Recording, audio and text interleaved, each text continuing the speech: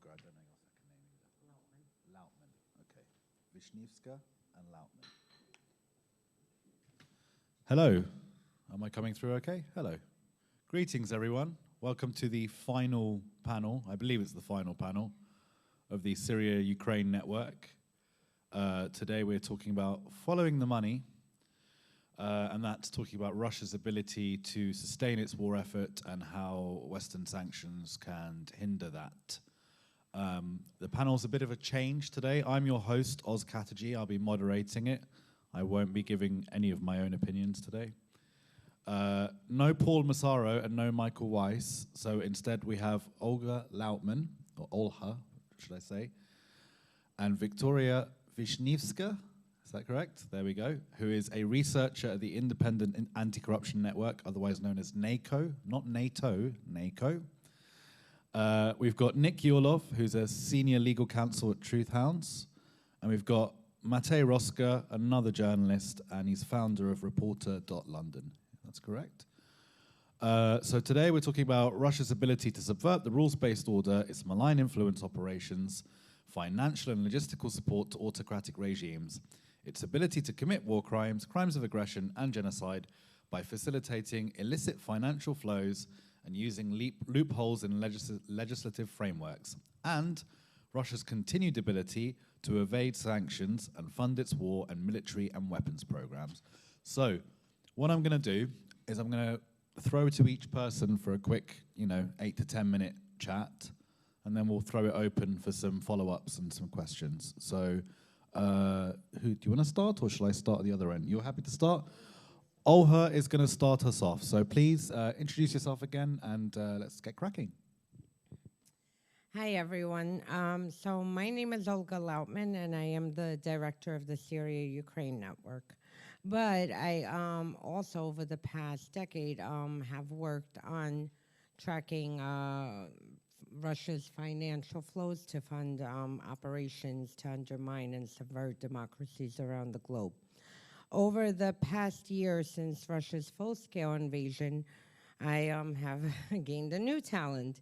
I am now tracking Russia's ability to evade sanctions and obtain military components and technology from Europe, from United States via third-party countries.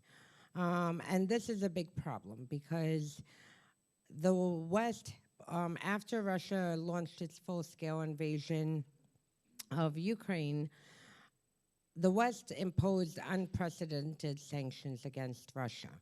But at the same time, over the past year, Russia's production of military equipment has increased 5 times to even, in some cases, 7 times more. And this is because Russia has, for the first 6 months after the full-scale invasion, Russia's production significantly went down, but then they developed schemes to basically, find ways to obtain the technology and the parts from Western countries, which are primarily going through Dubai, through Singapore, Hong Kong, China, and then making its way to Russia.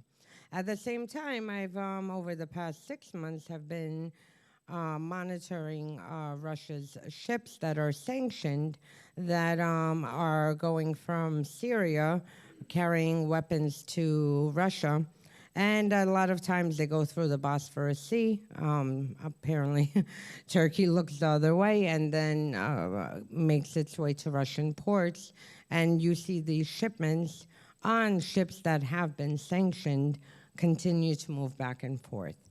And it's a big problem because Russia adapted their techniques very quickly. And the U.S., I believe, even in the last weeks, the U.S. has placed sanctions on 150 companies. But the problem is that these companies, for every 150, that are sanctioned, Russia can create another 700. They're fronts for front companies for Russia's defense ministry. And it is a very big problem, and we really need to get a handle of it because all the missiles that are falling, all the drones that are being used, they are operating with Western parts, with Western chips, with, you know, technology. And we, I mean, it's something that we need to make sure that the governments take every step to have these sanctions, you know, enforced and to close the loopholes, because for every, you know, Shahed drone that flies into Ukraine, that's Ukrainians who are being killed. And there are steps for it to, you know, for the United States at least to do something. I mean, we have addressed this with Congress, we've addressed this through media, and still there is a reluctance to fully, you know, close this very, very important loophole. So this, like on this panel, this is the main focus of how Russia is continuing to be able to obtain the technology and the components despite these sanctions, and the ways that we can, you know, the efforts we can make to stop that. And that's it. Hi everyone, my name is Victoria Wisniewska. I am a senior researcher of the Independent Anti-Corruption Commission, which goes by NACO. And before February 24th, our organization primarily dealt with defense corruption. As you can see right now, I'm not talking about defense corruption. I'm here not for that. And it means that, just the way Olga said, we also had to change the trajectory of our activity.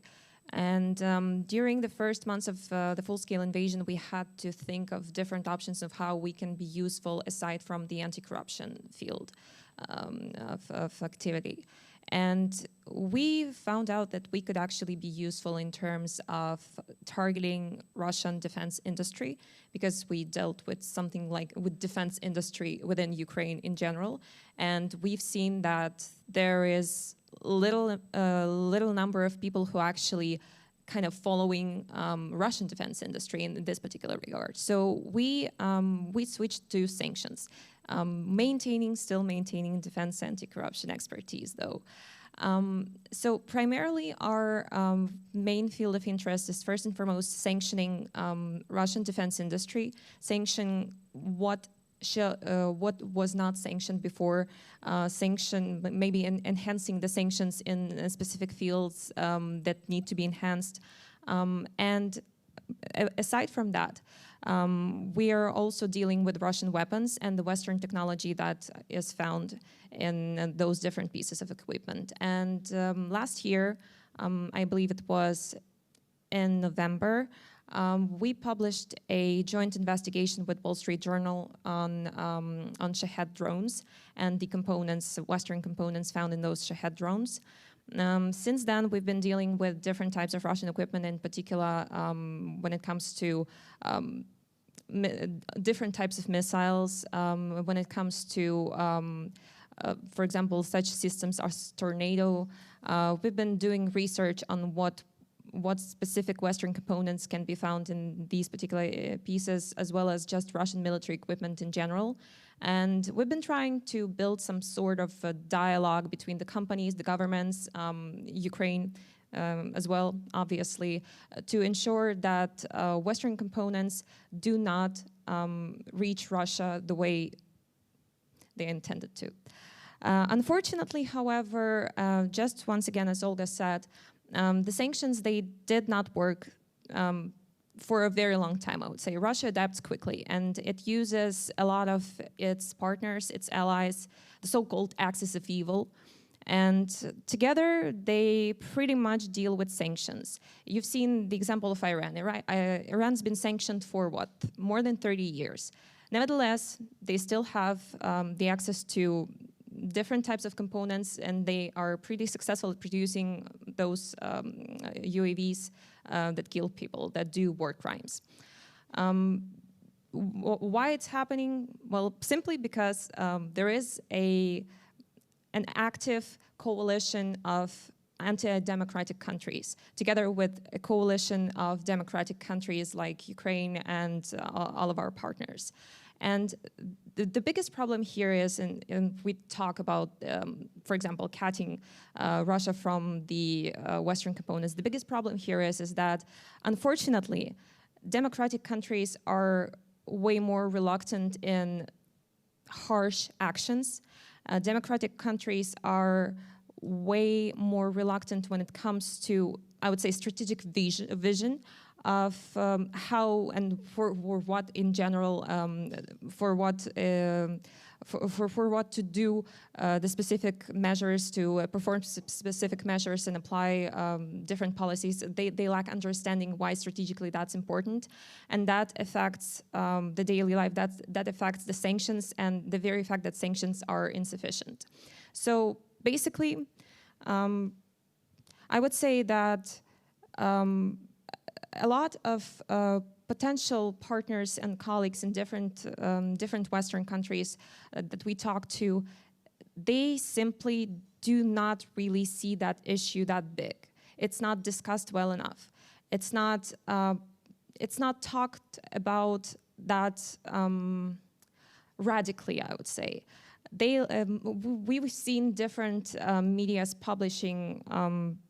Once again, we did an investigation of our own with Wall Street Journal, but we've seen different medias publishing and being interested in this topic, but we do not see governments being proactive in actually finding some ways to tackle the issue.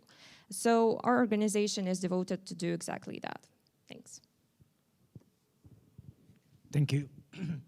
As you may have already heard me moderate a panel today and speak on the opening yesterday, I represent Truth Hounds, a Ukrainian non-governmental organization, which the whole purpose of which is to document and investigate international crimes committed since the start of the war in Ukraine in 2014.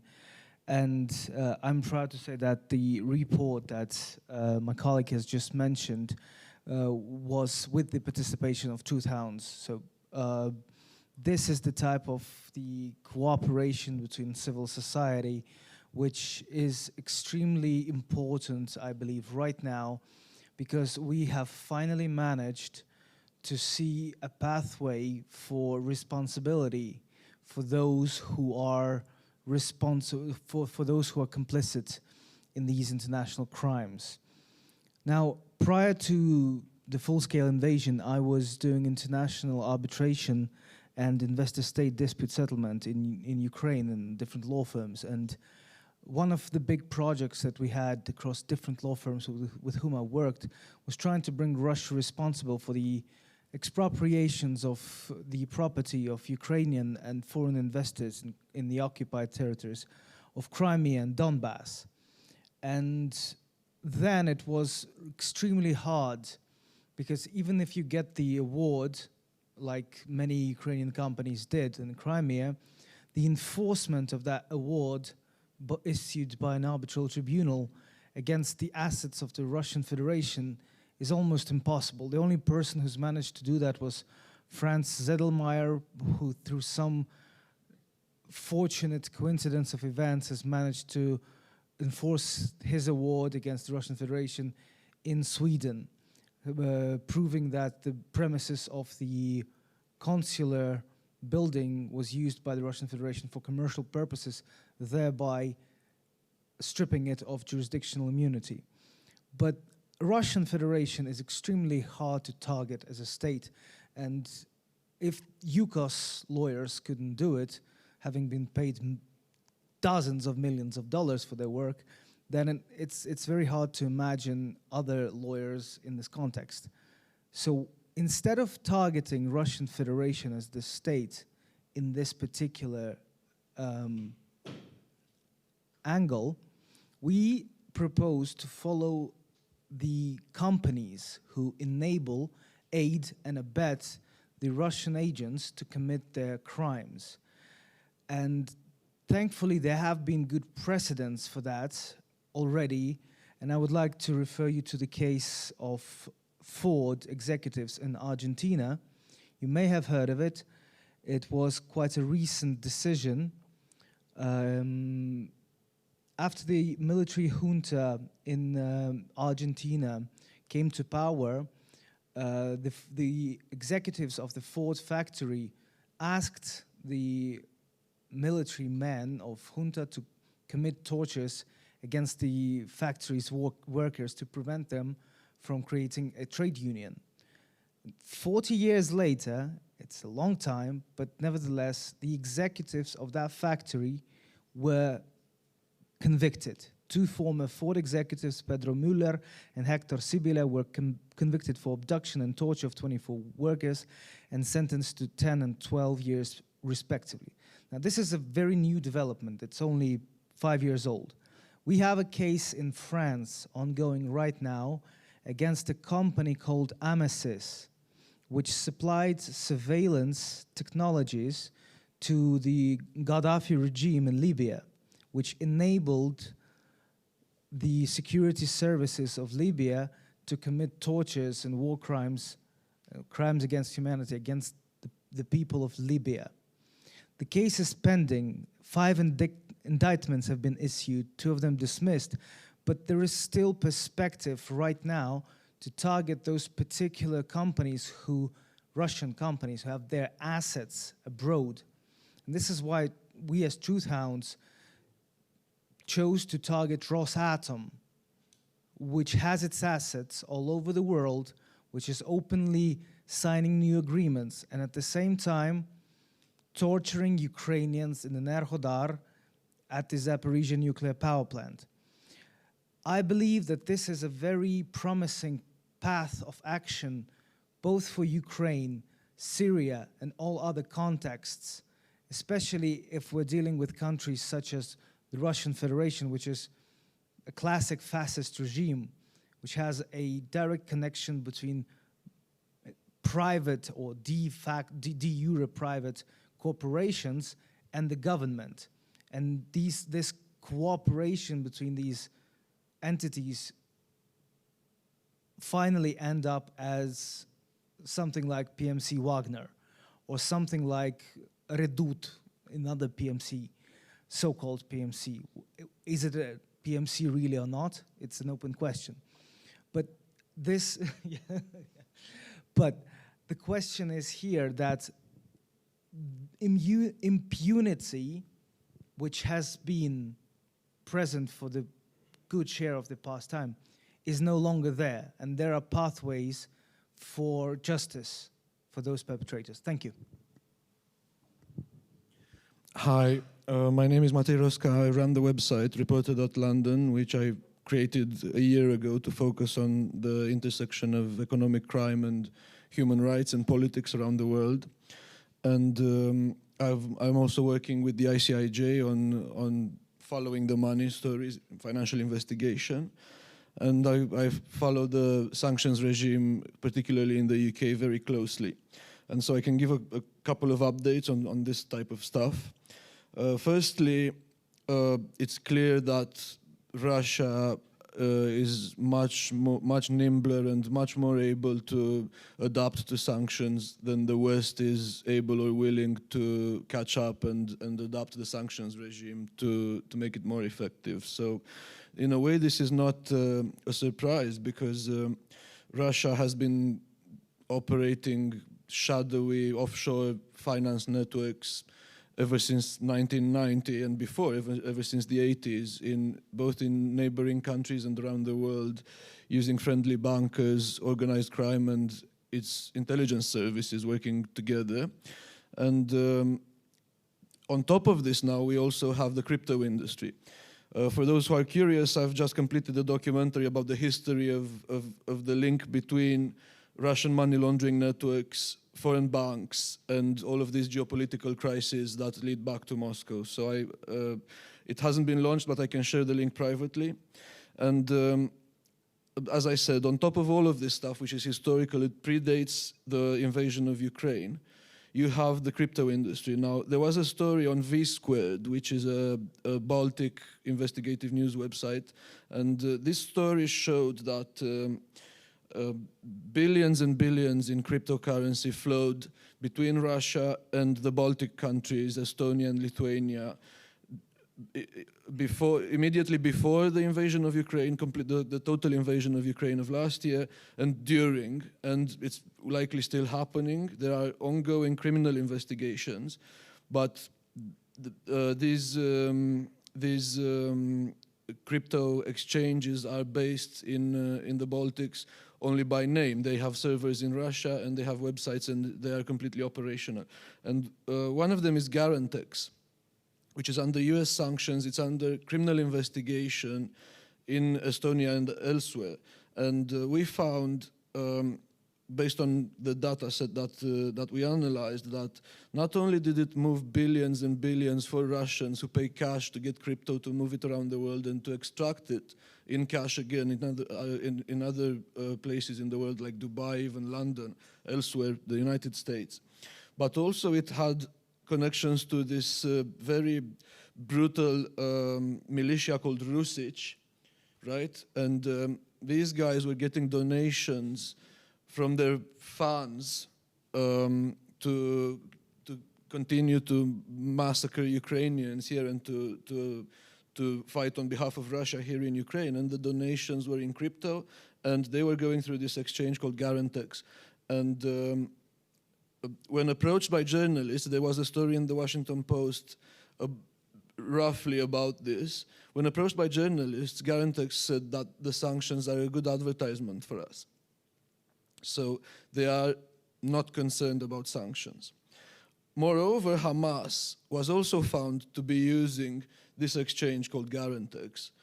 We thought that we don't know for sure. So just in the interest of fairness or accuracy at least, we can't say for sure whether this has been done at the order or with the knowledge of the Kremlin. But there are connections, separate connections at least, between Garantex and the Kremlin. So make of that what you will.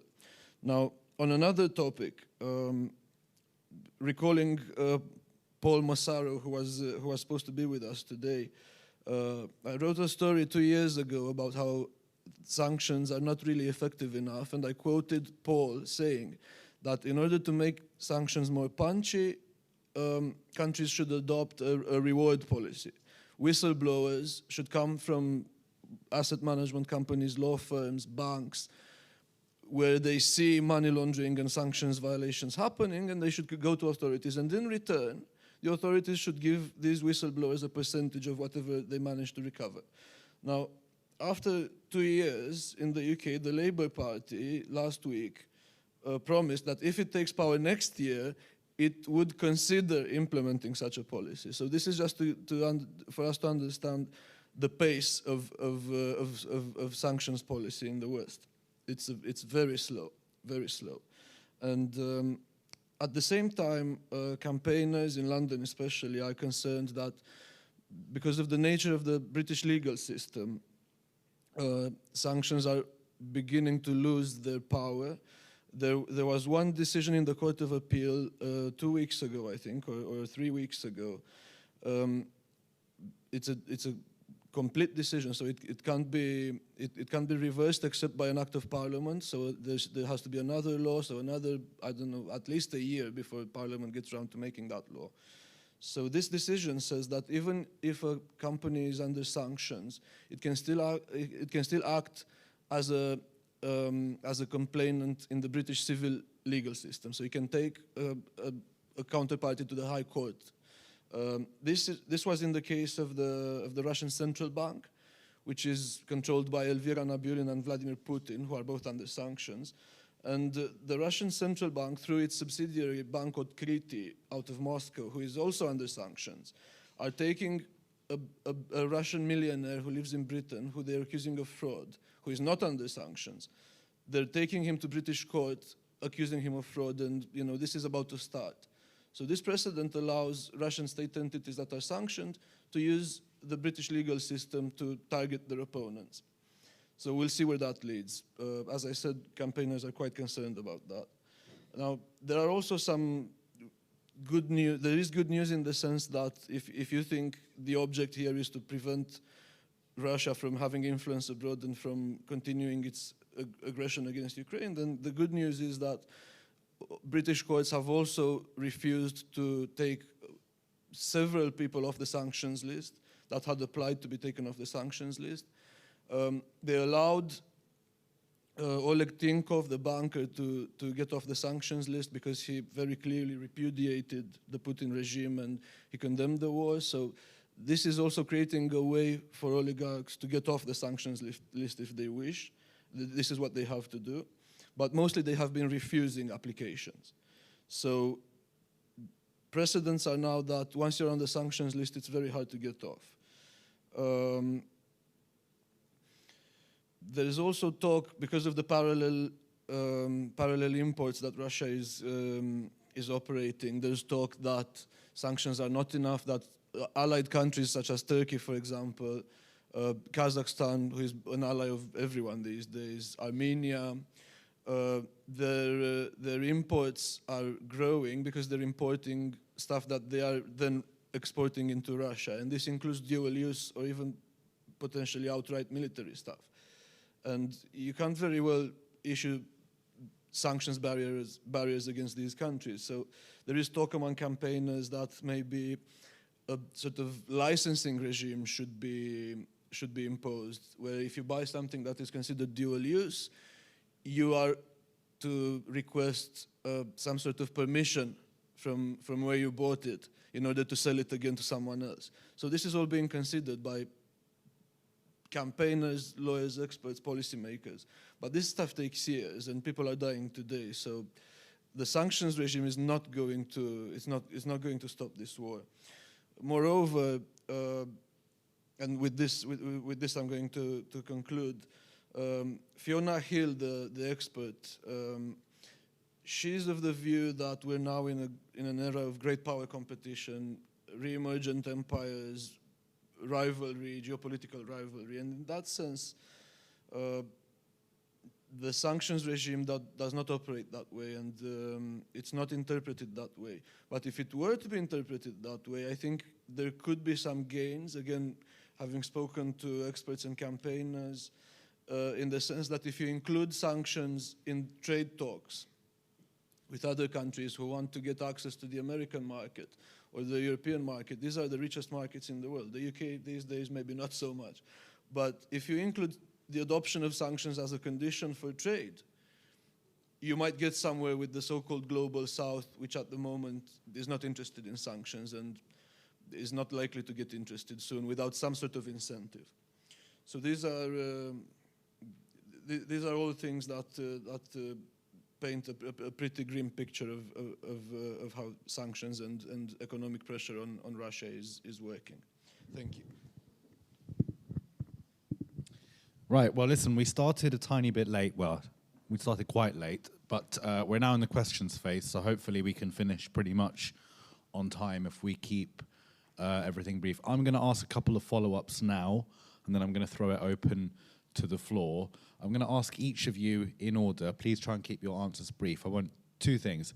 One, what can governments do to increase the effectiveness of and efficacy of sanctions?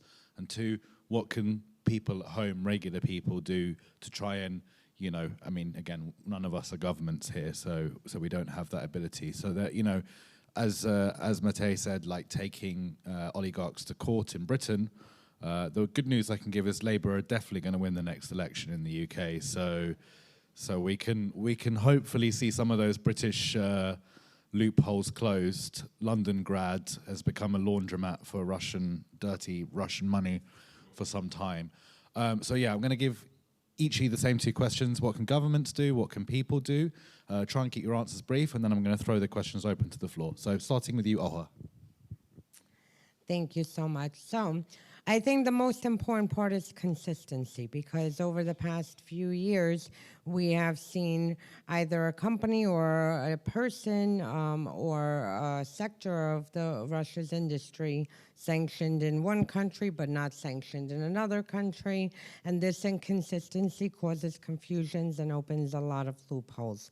So I think that the whole international community needs to coordinate these sanctions in a way where, you know, they are consistent. And as far as what regular people can do, Ukrainians have, basically provided the playbook of having the civil society expose everything that is happening. And I think, we need to continue putting the pressure, getting this into the media. Every time there's a company, a Western company assisting Russia in evading sanctions, we need to get that to press, make sure it's printed. And in one case, to be very brief, there was a very good case of CNCs, and it was an American company. They were directly selling last year to Russia, and when it went into the media, they opened up a front company in China and then sold from California to China, and the company was opened. It was a front company for Russia, and from there went to Russia. So I think all the media should continue doing follow-ups and make sure that once they do report a story, look to see if there are any changes in the way the money is moved, the military components are moved, or technology. As of the governments, I would continue the thought of Olga. The governments should understand what are the strategic priorities and where do we stand right here, right now, and where can we stand or will be standing in the next 5 years. What I mean by that is that not only they have to be consistent in their sanctioning and export control policies and policies regarding Russia in general, but they also have to understand the potential dangers of not performing consistent policies.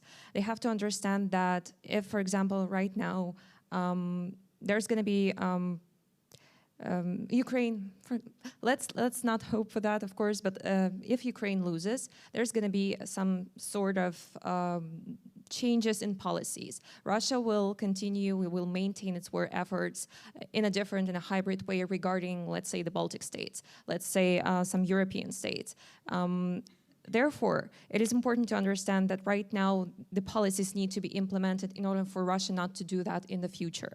Unfortunately, this is something that the governments either do not want to publicly acknowledge or do not understand, although I do not believe that. As of the people, well, people do what's best in the democratic societies. People do the exact one thing that they need to do in democratic societies. It's be active. And a lot of active representatives of different European states help Ukraine winning this war by doing some investigations of their own in their community, by pressing their own politicians, by even attacking and cyberbullying people on the internet, let's be honest. So being active, yes, being active is an essential thing for every single person who feels like they can contribute. They can, even by cyberbullying. Thanks. A great piece of advice. Love it. Done. Been there, done that.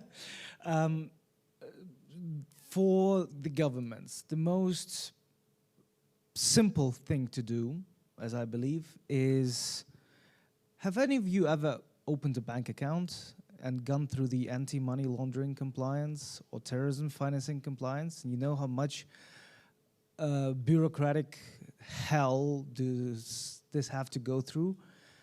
When there's a necessity, when there's a political will to combat the financing of terrorism, the governments have instituted very strict compliance mechanisms. All they have to do is to equate sanctions circumvention to terrorism financing. That's it. Job done. You are shifting responsibility from yourself as a government to the banks, to the lawyers, to the auditors. They will keep track of that for you, because if, and there's one important caveat, if they see that there is a real responsibility for violation. A couple of demonstrative processes will send those lawyers and advisors running after their clients, advising them on risks. Trust me, I've been on that side of the councils. That's what they do to get their money. So the recipe is out there. There's only the political will that's lacking. Civil societies. One of the most important takeaways from the Crimea global event that has just finished was that it is very incorrect to equate the governments who oppose Ukraine to the civil societies. We had a politician from Nicaragua come to Ukraine. We have right now Syrians in Ukraine, whereas the so-called government is directly hostile. The governments do not represent the will of the people in many countries. And that it's a lesson for us, for Ukrainians as well, to engage, for example, with Hungarians, despite their government being openly pro-Russian. And this is something that I know a lot of my colleagues are trying to do. And for the civil societies, I would disagree with distinguished Fiona Hill, because it's not back to bipolar world. It's not back to the great orchestra of states. At that time, the civil societies were non-existent. At that time, the activists did not have the toolkits they have in 2023, with internet, with open access to information in most countries, with examples of successful advocacy campaigns and leading to concrete responsibilities for war crimes perpetrators. We are in the best position in history to actually bring those to justice who deserve that justice. So don't let the governments let you down. That's their main purpose in many countries. We are stronger when we are together. Thank you. Well, it's not for me to say who and what should be the object of discussion online. But whatever you do, do not attack Mr. Katerji here on Twitter, because you're going to regret it. And now, it's also not for me to say what the government should do, but if there's one thing I keep hearing over and over from campaigners and experts and lawyers who are engaged on the Ukrainian side, it's that governments should be able to legislate quicker, take more quick action to adapt against sanctions violations, and in general stop taking years and years to bring about a tiny change. Now, the problem is on the other side, you've got the lobbying of the financial industry. And the financial industry is very keen for what they call predictability, regulatory clarity. These are things that they demand of governments. And this puts the government in a position of choosing between sanctions policy and their own domestic financial interests, and these are very, very powerful interests. So that's what I'm seeing. Thanks. I just want to point out that some of the views expressed on the panel today do not necessarily represent the official views of the partner organizations listed above. I will say, though, that from my own personal position, it's okay to cyberbully Russian ambassadors. In fact, it's always morally correct to cyberbully Russian ambassadors. There you go. Never let it be said that cyberbullying has no impact in the real world. Sometimes it can make Russian ambassadors really sad. So, listen, I'm going to try and wrap things up in the next 10 minutes so we can get everyone out of here and get you your dinner. Brilliant contribution from everyone on the panel. Really, what I liked about it is that everyone had their own kind of field of interest. I'm going to try and grab like 3 questions from the audience, have you answer them. But I'm going to ask one more question on my own as well. And that's to do with, all of you have named other countries that are involved, whether that's Belarus, Kazakhstan, Armenia, Georgia. There are other countries that are blocking or helping Russia evade those sanctions. And my final question to you, before I throw it to the floor, is what would you do to try and make it harder for those countries to help Russia evade those sanctions? Now, questions from the floor. Do we have anyone? Throw your hands up if you want to ask our panel a question. Come on. There must be one. There we go. We got one question here. Do I go first or do we? Yeah. Okay. Hello, Matej here. So I'm new to this field. Maybe my question is kind of obvious, but I don't know the answer to. So where is the line between, the difficulty of tracking shell companies because of loopholes, and then an extremely opaque arms industry. So where is the line, and what is your take on that? Is the question clear? Anyone else? Okay, right. We've got 2 questions. We can round it out quickly. Are you sure? No one else? No? Yeah. Okay. Cool. Right. So shell companies, other countries. We started this way. I'll start this way and end on Olha this time. Give you the closing remarks. Thank you. Yeah, on the shell companies and the arms industry, well, they're a good match because there are jurisdictions that are very good at hiding the owners of shell companies still, so it remains very difficult to identify who is behind a shell company very often without leaks to places such as the ICIJ. So if any industry, including the arms industry, is willing to make use of these jurisdictions, then it's going to remain extremely difficult to find out what exactly is happening. And we know there's a scandal in the UK called the Desert Fox, the Desert Fix. Sorry, not the Desert Fox, the Desert Fix scandal, where it was discovered that bribes for defense officials in a certain hot country in the Middle East, one of the hot countries in the Middle East, were being channeled through the Caymans by a big British defense company. So this is, they are very well versed in this. So I'm afraid I can't answer the question, unless, of course, there's legislation banning the use of foreign jurisdictions by defense actors, which I doubt there will be. And on the second question, I suppose bringing about freedom of expression and legalizing investigative journalism in Dubai would make a big difference. But again, I'm not holding my breath for that one. Thank you. Right. Starting with the shell companies, we have precedents. We have the BTA Bank case and Mr. Ablazov, who siphoned from 8 to 12 billions allegedly. I think the case is still pending, if I'm not mistaken, in the English court. And his lawyers used a very, very large of shell companies. And it turns out that when there is a legal interest, a paid legal interest in the actual billable hours of the lawyers who were working for the BTA Bank, all of these companies were tracked, found, and brought to court.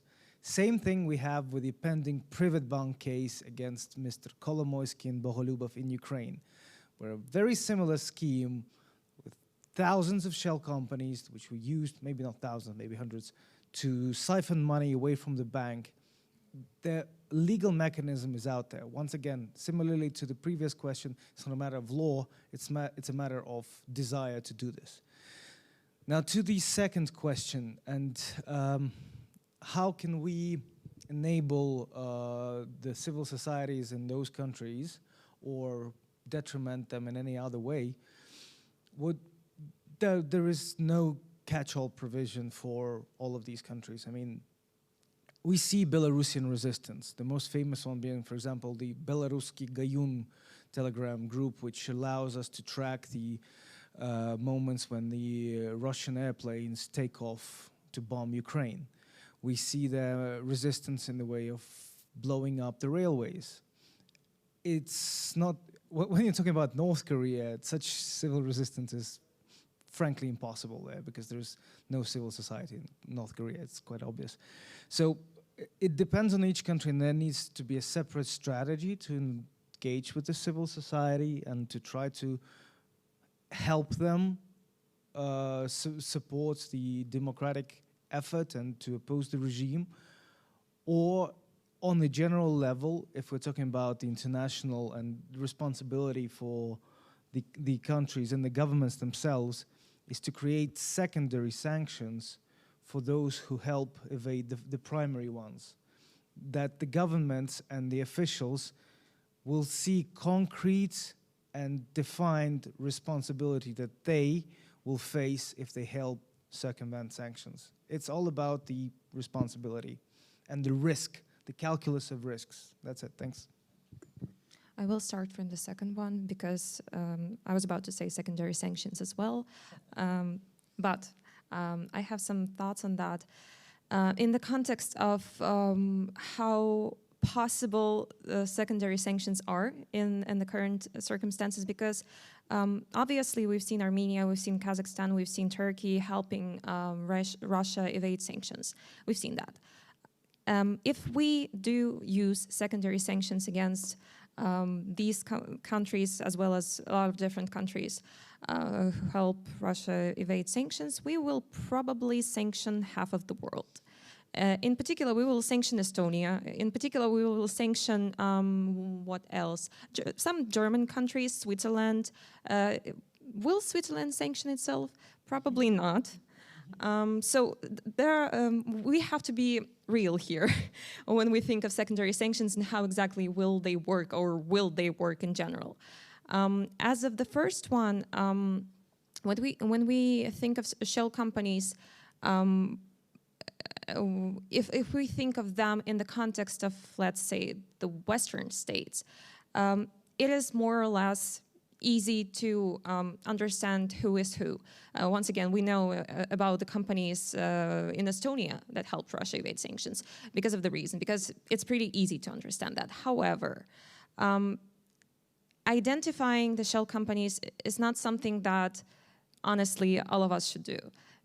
It's the responsibility of the governments and the law enforcement. And unfortunately, if we dive deep into the export control system, we'll see that no matter how big of a state we're talking about, in general, whether it be the US or the said Estonia, they lack the capacity in export controls. They lack the capacity to investigate. They lack the capacity, both physical, when it comes to generally people, when it comes to money, when it comes to maybe even the needed legislation, they lack the capacity. So depending on the capacity of the said state, we can say whether or not it would be easy. But still we have to keep in mind that all of these companies, they're being born out of the blue in the middle of Hong Kong, China, any other European state, and they will die easily as soon as they are detected. So by the time we will identify the shell company may not be actually functioning. So that's it. Olha, if you could also close the remarks, because you're the final of the whole event. So, there you go. So you can also end the conference. Okay, I will. So let me start with the first question. I think, it's good to identify shell companies, and frankly, to me, this is one of my favorite activities. It is like, New hobbies. oh, I do need new hobby. That is my hobby. I can get lost for hours. But I will say that the Russians have acted with impunity for so long that they don't even bother to hide when they open shell companies. I mean, they use the same network of people. They use the same, even sometimes they'll put a sanctioned company on the shell company as ownership, as long as it falls under the 50% threshold, then they're perfectly fine, which actually... Someone opened the shell company in my name. Oh. That was annoying. Oh. It's very hard to get rid of it. No, I complained. They were like, there's nothing we can do. Just wait till they don't file their tax returns. I was furious. That is incredible. No, but honestly, the shell companies are paper companies, a lot of them. They come, they go. They're opened. I mean, any one of us in U.S. can go to, Legal Zoom and open 100 companies if we want. I think we need to target more the root cause and actually go for the Russian state energies and I mean state companies, the oligarchs who have not been sanctioned yet, and go after that. And also make sure that the Western companies that are helping Russia evade sanctions, that they are penalized immediately. Not that in a year, not as 10 years later someone gets indicted. It needs to be done now, because for every single day components and technologies getting to Russia, that is taking Ukrainian lives. As far as for third-party countries, frankly, I would just tell them, if there is a certain percentage of sanctions evasions happening in the country. They just need to be banned from the Western institutions and banking system. That's it. And that would basically, I think, solve that problem very quickly. And that's it. And as far as that, I want to thank everyone, for coming to this. It was extremely important to bring Syrians on Ukrainian soil. There is absolutely nothing that drives Russia, more crazy than seeing people who they try to make victims uniting together. And this is why it is so important, besides the fact that Syrians and Ukrainians can teach each other a lot, it is extremely important that they unite and stand shoulder to shoulder, because there is more of us than there is of these autocrats, and they're thugs, basically. And that's it. And I, again, want to thank everyone for attending the past 2 days, for listening. We will make all the panels available online, and we will continue to take this show on the road. We've been in Denmark. We're planning an Argentina event next year, and we will make sure to try to bring more communities on board who have been victims of their autocratic regimes backed by Russia, which frankly is the whole planet. So thank you. Oh, and the last thing, I want to give a very big thank you to Katinka. She has worked day and night for literally, I think the woman last slept in like August to help and make sure that, we pulled this event together, that everyone has their transportation and everything. So a big thank you to her. Thank you, folks. That's a wrap.